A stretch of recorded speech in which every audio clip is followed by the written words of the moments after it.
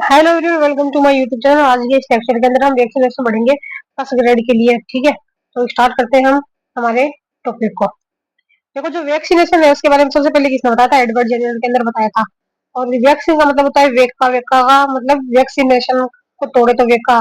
वेका मतलब ये है ना, मतलब काउ में इन्होंने सबसे पहले डेवलप किया था। वैक्सीनेशन आर्टिफिशियल इम्यूनिटी डेवलप करती है। कैसे करती है? आर्टिफिशियल इम्यूनिटी को डेवलप करते हैं इनएक्टिव पैथोजन या किल्ड पैथोजन या इटेनेटेड पैथोजन या वीक पैथोजन पैथोजन के एंटीजन भाग का वैक्सीन के रूप में यूज किया जाता है। इसमें क्या होता है? इनएक्टिवेटेड पैथोजेंस है या कोई किल्ड पैथोजेंस है या एटीन्यूएटेड पैथोजेंस है, वीकेंड पैथोजेंस है।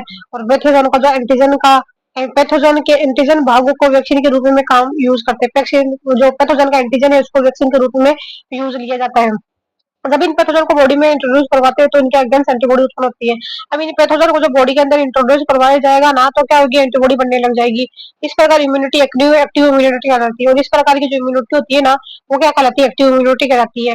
तथा इस इनएक्टिव या किल्ड या एटीन्यूएटेड पैथोजन को वैक्सीन कहते हैं। ये जो इनएक्टिव और या जो किल्ड या जो एटीन्यूएटेड पैथोजन है इसको क्या कहेंगे? वैक्सीन कहेंगे। वैक्सीन देने की क्रिया को हम क्या कहते हैं? वैक्सीनेशन कहते हैं। क्या कहते हैं? वैक्सीनेशन कहते हैं। एडवर्ड जेनर ने पाया कि ग्वालो कैटल वॉयस में स्मॉल पॉक्स रोग नहीं होता है।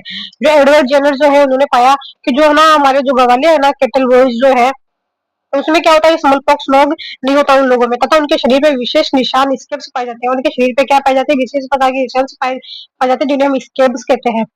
जेबर ने इस स्केप से फ्लूइड निकालकर 8 साल के बच्चे में इंजेक्ट किया। जो मतलब ये जो जेनर थे ना, एडवर्ड जेनर, उन्होंने ये जो स्केप था ना, मतलब जो निशान थे उनको फोड़ा और उसमें से मतलब जो पदार्थ निकले ना, जो मवाद निकली, उसको 8 साल के बच्चे के अंदर डाल दिया। इसके बाद इस बच्चे में स्मॉल पॉक्स पैथोजन को इंट्रोड्यूस किया लिया गया। फिर क्या हुआ?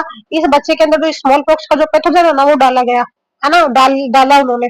तो उन्होंने पाया कि इस बच्चे को स्मॉल पॉक्स नहीं हुआ। जो मतलब बच्चा जो है उसको स्मॉल पॉक्स नहीं हुआ। इस प्रकार के एक्सपेरिमेंट कई लोगों पर किए गए। जो रिजल्ट है ना, समान हुए। रिजल्ट जो है समान प्राप्त हुए। उन्होंने पाया कि इस बच्चे को स्मॉल पॉक्स नहीं हुआ। इस प्रकार के एक्सपेरिमेंट कई लोगों पर किए गए तथा जो रिजल्ट समान रहा। देखो ना, इसके अंदर क्या होता है? जो कोई भी मतलब मरा हुआ है, पैथोजन है, एटीन्यूएटेड है, इनएक्टिव है और क्या है, वीकेंड है, उसको ना बॉडी के अंदर चला जाता है। और ये एंटीजन ही होता है एक तरीके का पैथोजन का जो है। फिर वो ये मतलब किसकी तरह काम लेते हैं? वैक्सीन की तरह। भी जब बॉडी के अंदर जाएगा तो क्या बनेगी? मतलब ये हमारी जो है ना, एंटीबॉडी बनना स्टार्ट हो जाएगी। और इस प्रकार से जो इम्यूनिटी काम करती है उसको हम एक्टिव इम्यूनिटी बोलते हैं। अब जो एडवर्ड जेनर साहब है उन्होंने क्या पाया कि जो गवाले है ना, उसके अंदर स्मॉलपॉक्स की बीमारी नहीं होती है। क्यों नहीं होती है? क्योंकि उन्होंने ये देखा कि भाई जो गवाले थे उनकी बॉडी के ऊपर क्या था? वाइट मतलब निशान थे, जिनको स्केब्स बोला। अब है ना, उन्होंने क्या किया? जो स्केप्स है ना, उसके फ्लूइड को निकाला और दीवार से निकाली, किसी एक बच्चे की निकाल ली। फिर उन्होंने क्या किया? ये मवाद को निकालकर किसी जो शख्स बता था 8 साल का बच्चा, उसकी बॉडी के अंदर डाल दिया। अब उन्होंने क्या बोला कि भाई इसको स्मॉल पॉक्स का जो मतलब पैथोजन है वो दिया। तो देखा कि भाई ना, उनके अंदर ये बीमारी होती है या नहीं होती है स्मॉल पॉक्स की। तो उन्होंने रिजल्ट में पाया कि नहीं हुई बीमारी। और ऐसा उन्होंने कई बार रिपीट किया, लेकिन जो परिणाम है वो सेम प्राप्त हुए। ठीक है। फिर लुईस पास्चर ने वैक्सीनेशन का साइंटिफिक मेथड बताया। जो लुईस पास्चर साहब है, उन्होंने जो वैक्सीनेशन का क्या बताया? साइंटिफिक मेथड बताया। उन्होंने एंथ्रेक्स, चिकन, कोलेरा, रेबीज के वायरस की खोज की थी। किसकी किसकी खोज की थी? एंथ्रेक्स है, चिकन, कोलेरा है, रेबीज है, इन वायरस की खोज की। लुईस पास्चर ने वैक्सीनेशन का साइंटिफिक मेथड बताया था। और जो एंथ्रेक्स है, चिकन चिकन है, चिकन, कोलेरा, रेबीज है, कौन सा? एंथ्रेक्स है, चिकन, कोलेरा है, रेबीज है। तो आई SER, ठीक है, एशियाटिक बन जाएगा। जो एंथ्रेक्स है वो किसके अंदर? बायोलॉजिकल वॉर के अंदर भी यूज किया जाता है। ठीक है।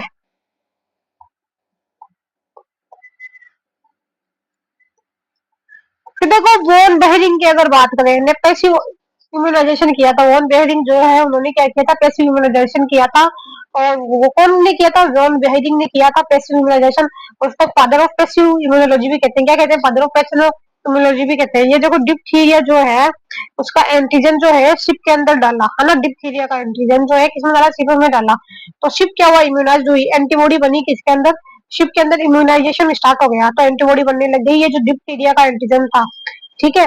फिर है ना, उन्होंने क्या किया? जो एंटीबॉडी बनी थी ना इस पैथोजन के अगेंस्ट, किसके? डिप्थीरिया के अगेंस्ट में, उसको आइसोलेट किया था। Isolation of antibody. और मतलब उसको क्या कर लिया? मतलब वैक्सीन की तरह उन्होंने यूज किया। तो शिप के अंदर क्या डाला उन्होंने? डिप्थीरिया का एंटीजन डाल दिया। उससे क्या बोली? वो जो शिप था उसकी बॉडी के अंदर एंटीबॉडी बनने लग गई, किसके? डिप्थीरिया के अगेंस्ट जो है एंटीजन है उसके अगेंस्ट। तो फिर उन्होंने जो एंटीबॉडी निकाल ली और उसको वैक्सीन की तरह काम करने लग गया। ठीक है। यूज वैक्सीन, पैसिव वैक्सीन बोलते हैं। यदि बॉडी में वैक्सीन के रूप में एंटीबॉडी को इंजेक्ट किया जाता है क्या किया जाता है, बॉडी में वैक्सीन के रूप में एंटीबॉडी को इंजेक्ट किया जाता है, तो उसे क्या कहते हैं हम, वैक्सीन कहते हैं। क्या कहते हैं, वैक्सीन कहते हैं। क्या कहेंगे, वैक्सीन, याद रखना। बॉडी में अगर हम एंटी वैक्सीन के रूप में एंटीबॉडी को डाल रहे हैं, वैक्सीन के रूप में क्या डाल रहे हैं, एंटीबॉडी डाल रहे हैं, एंटीजन नहीं डाल रहे हैं, तो इसको कहेंगे पैसिव वैक्सीन कहेंगे। तथा यह मैकेनिज्म जो प्रोसेस है वो क्या कहलाएगी, पैसिव इम्यूनाइजेशन कहलाती है। वैक्सीन को बीटा मेमोरी सेल या टी मेमोरी सेल के द्वारा भी तैयार किया जाता है। वैक्सीनेशन जो है उसको कौन सी है, बी टी जो मेमोरी सेल है उसके द्वारा ही तैयार किया जाता है। वैक्सीनेशन की मैकेनिज्म मेमोरी बेस्ड होती है, किस पर बेस्ड होती है, मेमोरी के ऊपर बेस्ड होती है। अब टाइप्स ऑफ वैक्सीन की अगर बात करें, किसकी बात करें, टाइप्स ऑफ वैक्सीन की, तो एक होती है फर्स्ट जनरेशन वैक्सीन। कौन सी है first generation vaccine, complete inactive या अटेन्यूएटेड पैथोजन को बॉडी के अंदर इंजेक्ट किया जाता है। टाइप्स अगर बात करें हम, तो फर्स्ट जनरेशन की वैक्सीन की अगर बात करें, फर्स्ट जनरेशन वैक्सीन होती है इसमें कंप्लीट जो इनएक्टिव है और जो मतलब अटेन्यूएटेड पैथोजन है को उसको बॉडी के अंदर डाला जाता है, ठीक है, जिससे मतलब कोई साइड इफेक्ट नहीं होता है, और ये 2 प्रकार की होती है। फर्स्ट जनरेशन जो होती है ना 2 प्रकार की होती है, एक तो होती है लाइव अटेन्यूएटेड पैथोजन, एक होता है किल्ड इनएक्टिव, एक होता है लाइव अटेन्यूएटेड पैथोजन, और एक होता है किल्ड या इनएक्टिव हीट किल्ड, जिसके जैसे जगह आ जाता है हमारा टाइफॉइड है, पोलियो है, रेबीज है, प्लेग है और कोलेरा है, ठीक है। T R T P R C, T P square R C हो जाएगा, T P square R C. देखो किल्ड में क्या जाएगा, टाइफॉइड आ जाएगा, पोलियो आ जाएगा, रेबीज आ जाएगा, प्लेग आ जाएगा, कोलेरा आ जाएगा। जबकि लाइव अटेन्यूएटेड की अगर बात करें तो कौन सा आ जाएगा, एमएमआर आ जाएगा, बीसीजी आ जाएगा और स्मॉल पॉक्स आ जाएगा, इन्फ्लुएंजा आएगा और ओपीवी आ जाएगा। क्या आ जाएगा, एमबीएसपी, एमबीएसपी और इन्फ्लुएंजा, इन्फ्लुएंजा है, और ओपीवी, ओपी है ओरल पोलियो वैक्सीन, ये सारे के सारे आ जाते हैं। लाइव अटेन्यूएटेड के अंदर कौन सा जाती है, एमएमआर आ जाती है, बीसी जाती है, small pox, influenza, OPV, oral polio vaccine, ये सब आ जाती है, ठीक है।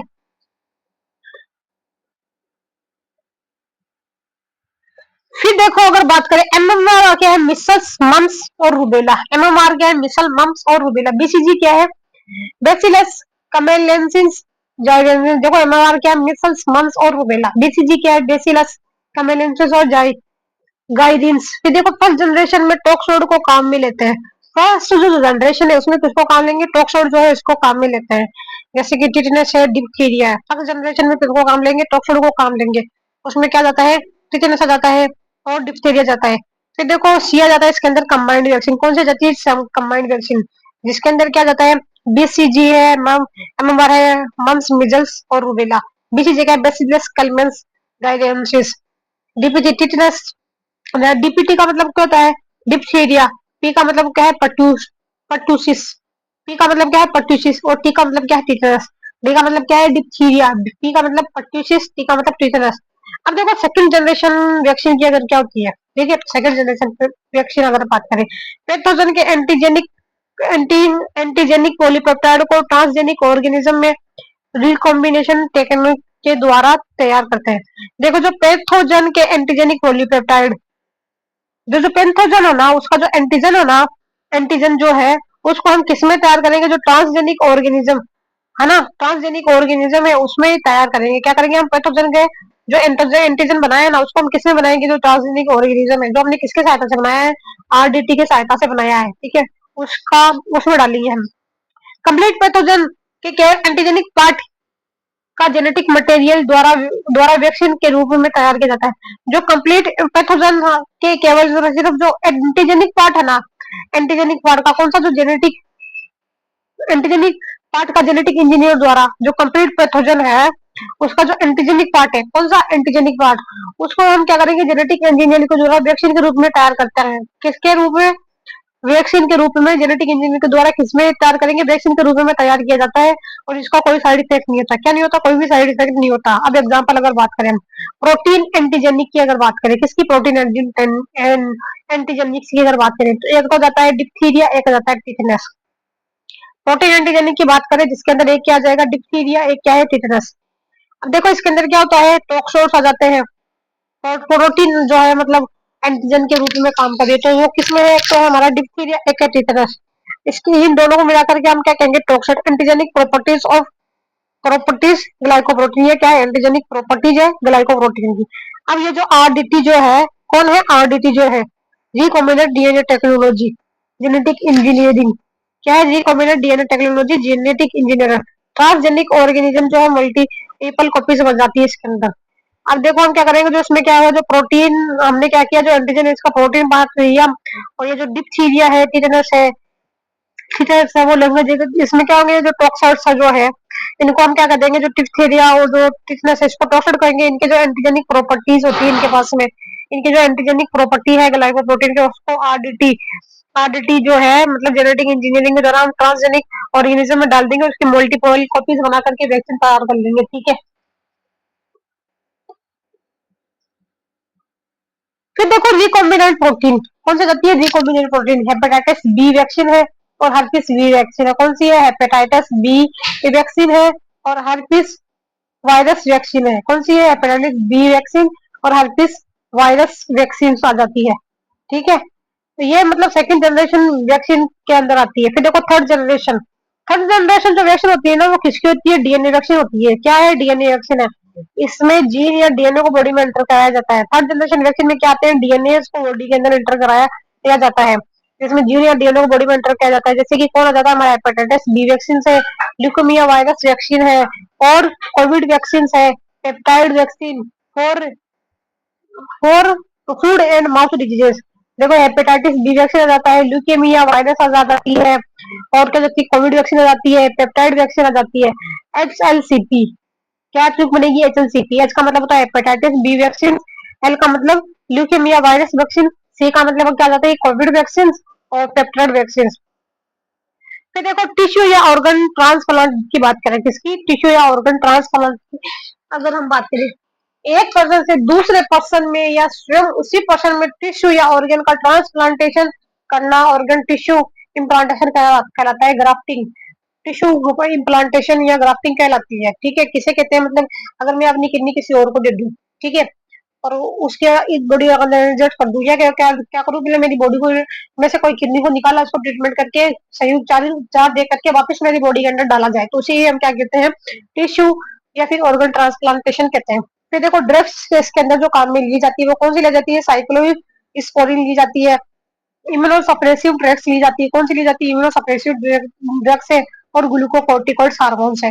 कौन सी ड्रग्स है? जैसे साइक्लोस्पोरिन है, इम्यूनोसप्रेसिव ड्रग्स है और ग्लूकोकोर्टिकॉइड हार्मोन है। ऑर्गन ट्रांसप्लांटेशन के समय डोनर और डोनर रिसीवर दोनों क्या है? हेला और एच हेला, ह्यूमन ल्यूकोसाइट एंटीजन मेजर हिस्टोबिलिटी ई कॉम्प्लेक्स। देखो ऑर्गन ट्रांसप्लांटेशन के समय क्या होता है, जैसे कि जो डोनर है और कौन है? हमारा रिसिपिएंट है, दोनों के अंदर मतलब एचएल है जो मतलब क्या है, और एमएससी दोनों की मैचिंग करी जाती है कि मैचिंग हो रहा है नहीं हो रहा है, मतलब मेजर हिस्टोबिलिटी कॉम्प्लेक्स। और क्या होता है? Human leukocyte antigen. कौन सा? Human leukocyte antigen. इसके अंदर ड्रग्स कौन सी काम मिल जाती है? साइक्लोस्पोरिन है, और क्या ना इम्यूनोसप्रेसिव ड्रग्स है और ग्लूकोकोर्टिकॉइड्स हार्मोन्स है। इस एंटीजन की जीन मनुष्य में 6 नंबर के क्रोमोसोम पर पाई जाती है। ये जो एंटीजन है ना, कौन सा? हेला जो है, उसकी जीन जो है मतलब क्रोमोसोम नंबर कौन से पे प्रेजेंट होगी? 6 पे प्रेजेंट होती है। और यह कोडोमिनेंट जीन है। क्या है? कोडोमिनेंट जीन है। कैसा जीन है? कोडोमिनेंट जीन है।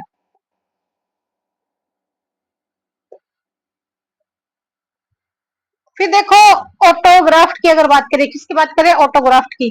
टिश्यू या organ transplantation with in same person, मतलब वही है कि भाई मेरा जो है टिश्यू लिया और वापस उसी को मतलब ट्रीटमेंट दे करके मेरी बॉडी के अंदर डाला जाए, तो उसे हम क्या कहते हैं? ऑटोग्राफ्ट कहते हैं।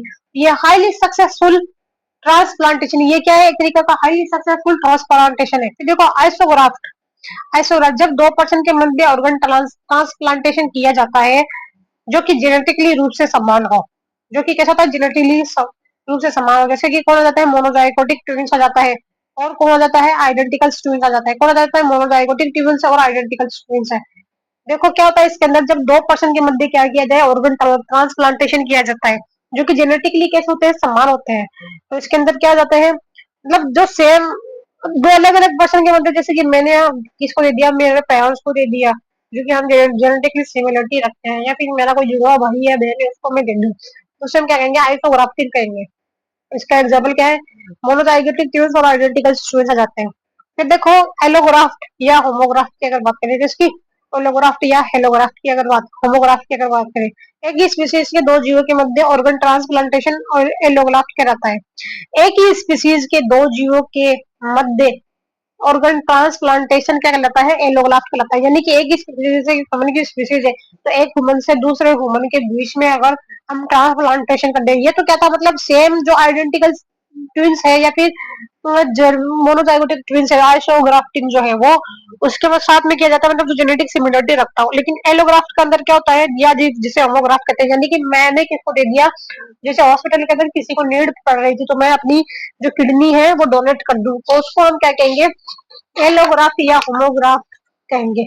ठीक है, और ये क्या होता है, जेनेटिकली असमान होते हैं। फिर देखो जीनोग्राफ्ट या फिर हिट्रोग्राफ्ट, क्या है जीनोग्राफ्ट या हिट्रोग्राफ्ट, दो असमान स्पीसीज के दो जीवों के मध्य ऑर्गन ट्रांसप्लांटेशन, मतलब दो असमान स्पीसीज दोनों की क्या है, अलग अलग है। जैसे कि मैंने चिंपांजी को दे दिया तो वो क्या कहलाता है, जीनोग्राफ या हिट्रोग्राफ कहलाता है। फिर देखो ऑर्गन ट्रांसप्लांटेशन जो रेट है ना, वो देखो अगर खुद ही खुद का कर रहा है तो सबसे ज्यादा होगी, फिर आइडेंटिकल ट्विंस के अंदर होगी, कौन से जो एक ही जाइगोट से बनी है। फिर कैसे इसके अंदर होगी जो सिबलिंग्स है या फिर जो डाइजाइगोटिक ट्विंस है, यानी कि दो जाइगोट से बने हुए वो। फिर बाद के अंदर पेरेंट्स पेरेंट्स आएंगे, ठीक है, फैमिली या फिर क्लोज रिलेटिव हो जाएंगे। कौन, पेरेंट्स, फैमिली और क्लोज रिलेटिव। फिर बाद के अंदर अनरिलेटिव, सबसे अंदर खुद के अंदर फिर से आइडेंटिकल ट्विंस के अंदर फिर डाइजाइगोटिक ट्विंस या सिबलिंग्स आ जाते हैं। फिर बाद के अंदर क्या जाते हैं, हमारे जो पेरेंट्स है वो आ जाते हैं या फिर क्लोज रिलेटिव आ जाते हैं। फिर बाद में लास्ट में आ जाते हैं अनरिलेटेड।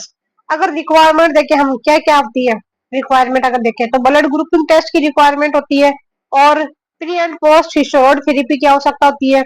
क्या क्या होती है, ब्लड ग्रुपिंग की और pre and post steroid therapy होती है, और हेला ह्यूमन ल्यूकोसाइट एंटीजन और एमएससी की मैचिंग की जाती है। ठीक है, इसमें क्या होता है, जो हेला जीन है वो कहाँ पे होता है, हमारा जो क्रोमोसोम नंबर 6 है एमएससी उसके ऊपर प्रेजेंट होता है।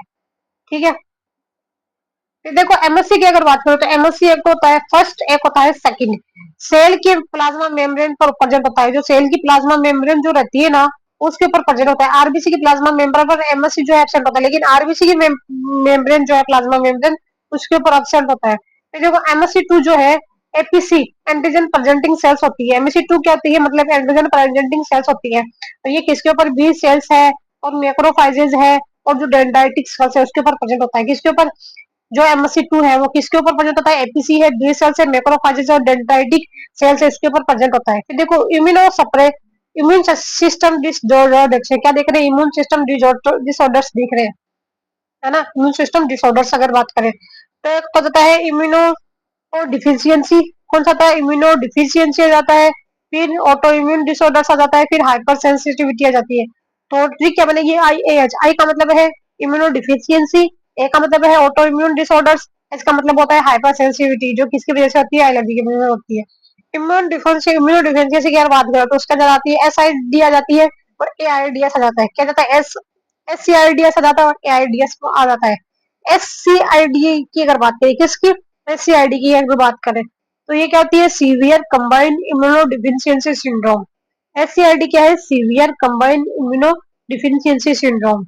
इसके अंदर क्या होता है, एडीएज जो होता है ना नॉन फंक्शन हो जाता है एडिनोसिन डियामिनेज की वजह से, बीआरटी सेल का म्यूचुअलाइजेशन नहीं होता है। इसमें क्या होता है, एडियाजीन नॉन फंक्शन है क्योंकि इसके अंदर एडिनोसिन डियामिनेज नहीं है, जिससे क्या होगा, बी सेल और जो T cell B T lymphocyte है उसका मैच्योरेशन नहीं होगा, जिससे क्या होगा, इम्यून सिस्टम जो है वो एकदम वीक पड़ जाएगा। क्या हो जाएगा, इम्यून सिस्टम एकदम वीक पड़ जाता है। तो इसके ट्रीटमेंट के लिए कौन सी टेक्निक दी जाती है, जो जीन थेरेपी है वो दी जाती है।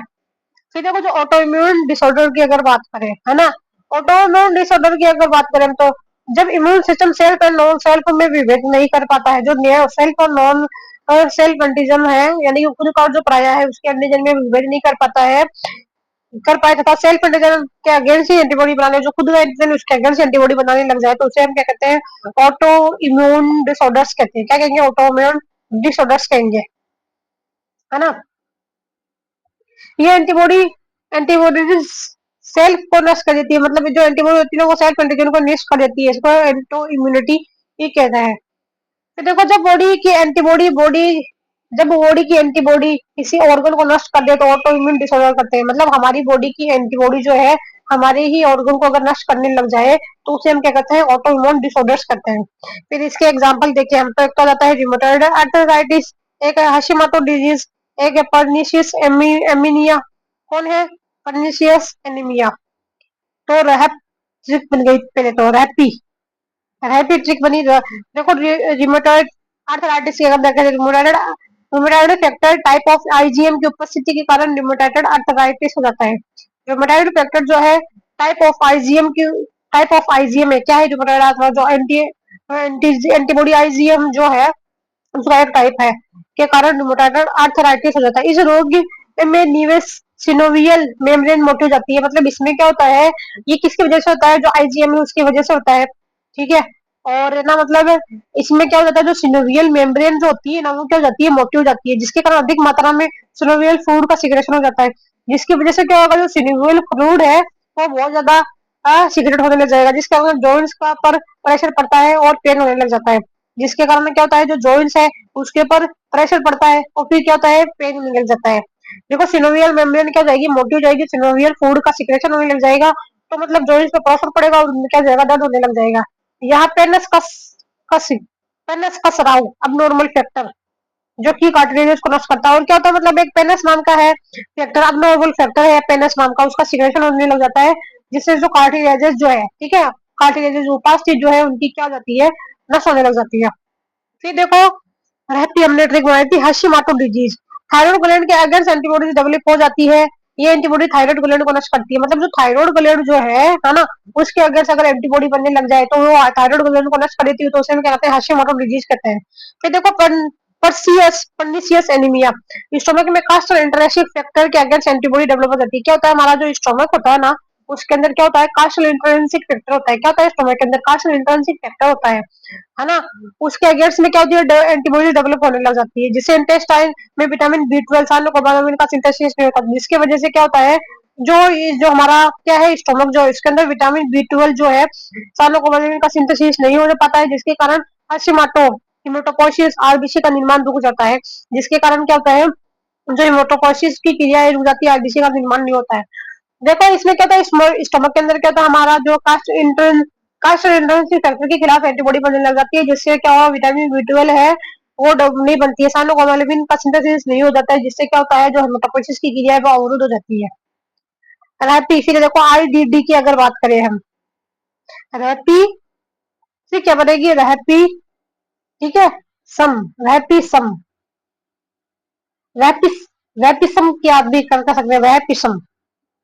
आईडीएमएम की अगर बात करें, इंसुलिन डिपेंडेंट डायबिटीज मिलेटस, क्या है ये, आईडीएमएम इंसुलिन डिपेंडेंट डायबिटीज मिलेटस है ये। जब पेनक्रियाज की आइसोलेट ऑफ लेगर्स इनकी बीटा सेल्स के अगेंस्ट एंटीबॉडी बनने लग जाए तो आईडीडीएम कहलाता है। क्या है, इंसुलिन डिपेंडेंट डायबिटीज मिलेटस। क्या है, पेनक्रियाज जो है उसके अंदर जो insulate of leggers insulate of pancreas के अंदर जो इंसुलेट ऑफ लेगर्स की जो बीटा सेल्स है उसके अगेंस्ट में क्या होता है, मतलब एंटीबॉडीज का निर्माण हो जाए तो उसको क्या कहते हैं, हम आईडीएम बोलते हैं, इंसुलिन डिपेंडेंट डायबिटीज मिलेटस बोलते हैं।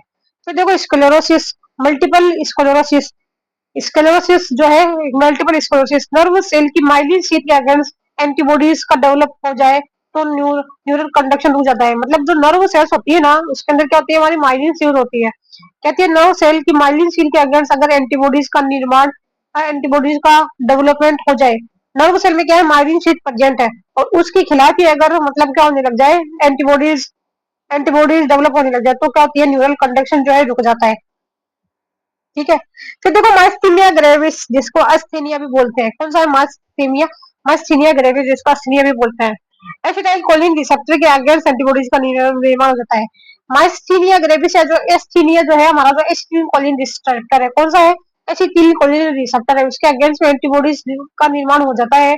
यह एंटीबॉडी एसिटाइल कोलिन रिसेप्टर को नष्ट कर देती है। देखो एसिटाइल कोलिन रिसेप्टर के कारण एसिटाइल कोलिन रिसेप्टर के अगेंस्ट एंटीबॉडीज का निर्माण होता है। कौन है, क्या है, जो हमारा एसिटिल कोलिन रिसेप्टर के अगेंस्ट क्या होती है, एंटीबॉडीज का निर्माण होने लग जाता है ना। एसिटिल कोलिन रिसेप्टर के अगेंस्ट में क्या, रिसेप्टर के अगेंस्ट एंटीबॉडीज का निर्माण होने लग जाता है, जिसके क्या होता है, जो रिसेप्टर है एसिटिल कोलिन का रिसेप्टर जो है वो नष्ट हो जाता है, ठीक है। जिसके क्या हो जाता है, जो न्यूरोमस्कुलर जंक्शन है, क्या है, हमारा जो न्यूरोमस्कुलर जंक्शन है वो क्या हो जाता है, फेल हो जाता है।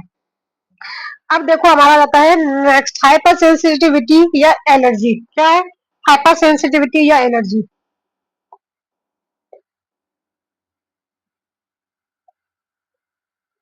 अब देखो इसके अंदर सबसे पहले बात करें हाइपर सेंसिटिविटी या एलर्जी। किसी भी नॉर्मल फैक्टर के अगेंस्ट बॉडी में इम्यून सिस्टम के द्वारा प्रदर्शित हाइपर सेंसिटिविटी को एलर्जी कहते हैं। अब देखो दोबारा से बढ़ते हैं।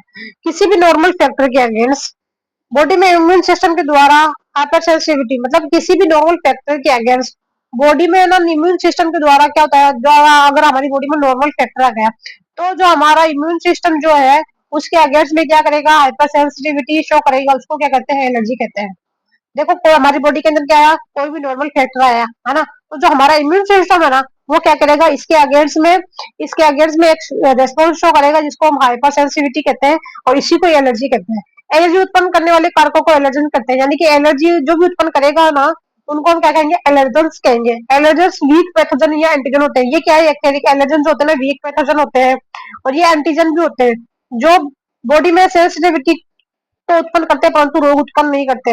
ये मतलब क्या होते हैं, एलर्जेंस होते हैं, वीक पैथोजन एंटीजन होते हैं। ये क्या बॉडी में सेंसिटिविटी तो उत्पन्न कर देते हैं, क्या करेंगे सेंसिटिविटी, लेकिन जो डिजीज है वो उत्पन्न नहीं करते। अब एलर्जेंस को क्या क्या हो सकता है, जैसे कि डस्ट पार्टिकल हो गया, पोलन ग्रेन हो गया, एडिबल सब्सटेंसेस हो गया, फाइब्रस क्लॉथ्स हो गए, मेडिसिन हो गई, कोल्ड हो गया, हीट हो गया, सनलाइट हो गई। देखो क्या क्या है एलर्जेंस, कौन कौन काम कर सकता है, जैसे कि क्या होता है हमारा डस्ट पार्टिकल्स है, पोलन ग्रेन है, एडिबल सब्सटेंसेस है, फाइब्रस क्लोथ्स है, मेडिसिन है, कोल्ड है, हीट है, सनलाइट है, ये सब है। एलर्जन के लिए आईजीई एंटीबॉडी रेस्पॉन्सिबल होती है। कौन सी एंटीबॉडी रेस्पॉन्सिबल है, ई रेस्पॉन्सिबल है। ई क्या बोलती है, मास सेल के पास जाती है और उसको क्या बोलेगी, हिस्टामिन रिलीज कर दे। अब हिस्टामिन जो है वो क्या करेगा, तो डायलेशन करेगा, इन्फ्लामेशन होने लग जाएगा, यानी कि सूजन आने लग जाएगी, नाक बहना यानी कि स्नीजिंग स्टार्ट हो जाएगा और आंखों में पानी आने लग जाएगा और कफ होने लग जाएगा, कफ पड़ने लग जाएगा। ठीक है,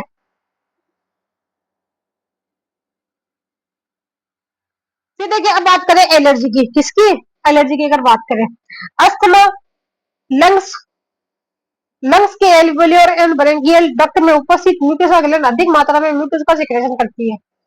देखो अस्थमा में क्या एलर्जी के अंदर क्या होता है, लंग्स, सबसे पहले बात करें अस्थमा जो है लंग्स एलर्जी, अस्थमा में क्या होता है, लंग्स के अंदर एलर्जी होने लग जाती है। एलर्जी जो है लंग्स की एल्वियोलर एंड ब्रेंकियल डक्ट में उपस्थित म्यूकस ग्लैंड अधिक मात्रा में म्यूकस का सिक्रेशन करती है जिसके कारण एल्वियोलर और ब्रेंकियल में सूजन आ जाती है। देखो लंग्स में क्या प्रेजेंट होती है, एक तो हमारी एल्वियोलर और जो ब्रेंकियल डक्ट है, क्या है लंग्स के अंदर एल्वियोलर और ब्रेंकियल डक्ट होती है। यह क्या करती है, म्यूकस ग्लैंड का अधिक मात्रा में सिक्रेशन करने लग जाती है। क्या करती है, जो इसमें क्या होती है, जो लंग्स के अंदर क्या है हमारी, एक तो एल्वियोलर है और एक क्या होती है हमारी ब्रेंकियल डक्ट होती है। कौन सी, एल्वियोलर और ब्रेंकियल डक्ट होती है, ए और बी। अब इन दोनों के पास में क्या होती है, हमारी म्यूकस ग्लैंड होती है, तो ये क्या करेगी, म्यूकस का सिक्रेशन करने लग जाएगी जिसकी वजह से क्या होगी, जो हमारी एल्वियोलर और जो ब्रेंकियल डक्ट है वो क्या हो जाएगी, फूल जाएगी, है ना, सूजन आ जाती है उसके अंदर। म्यूकस के कारण ल्यूमन नेरो हो जाती है, जो ल्यूमन होती है ना वो कैसे हो जाएगी, नेरो हो जाएगी। ब्रीदिंग में प्रॉब्लम आती है, म्यूकस के अंदर ल्यूमन क्या हो जाएगी, नेरो हो जाएगी, सांस लेने में प्रॉब्लम आने लग जाती है। इसे मतलब कफिंग खांसी भी कहते हैं, कफिंग खांसी कहते हैं, क्या कहते हैं, कफिंग खांसी कहते हैं।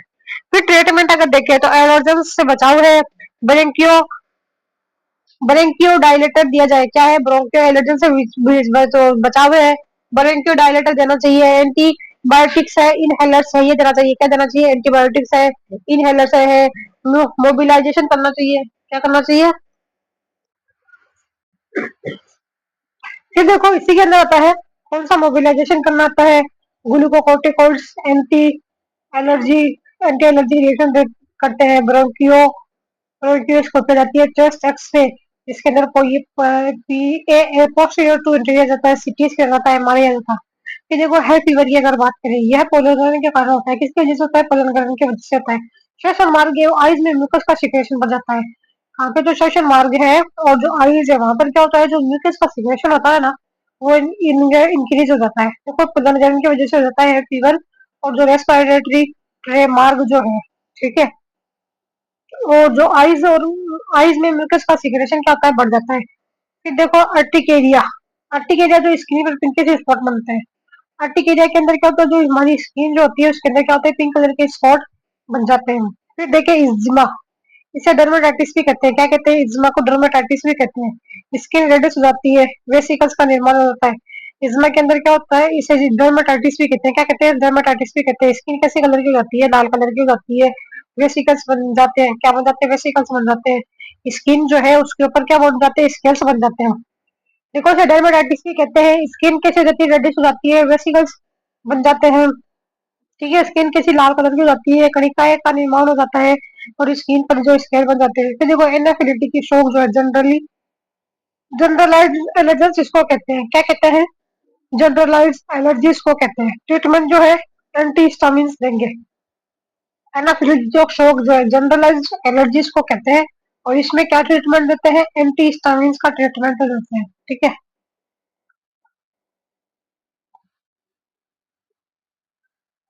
फिर देखो इसके अंदर आती है ग्लूकोकोर्टिकॉइड्स। ग्लूकोकोर्टिकॉइड्स जैसे कि स्टेरॉइड्स देंगे। क्या देंगे? जो ग्लूकोकोर्टिकॉइड है, स्टेरॉइड्स है, वो सब रहते हैं। ठीक है, और वैसे कंस्ट्रिक्शन होता है इसके अंदर। क्या होता है? वैसे कंस्ट्रक्टर जैसे एपिनेफ्रिन एड्रेनलिन देंगे। ग्लूकोकोर्टिकॉइड्स क्या देंगे? स्टेरॉइड्स। और वैसे कंस्ट्रक्टर्स कौन सा? एपिनेफ्रिन और एड्रेनलिन जो है। नेक्स्ट आ जाता है कैंसर जो नेक्स्ट में देखेंगे। तब तक के लिए बाय बाय, टेक केयर।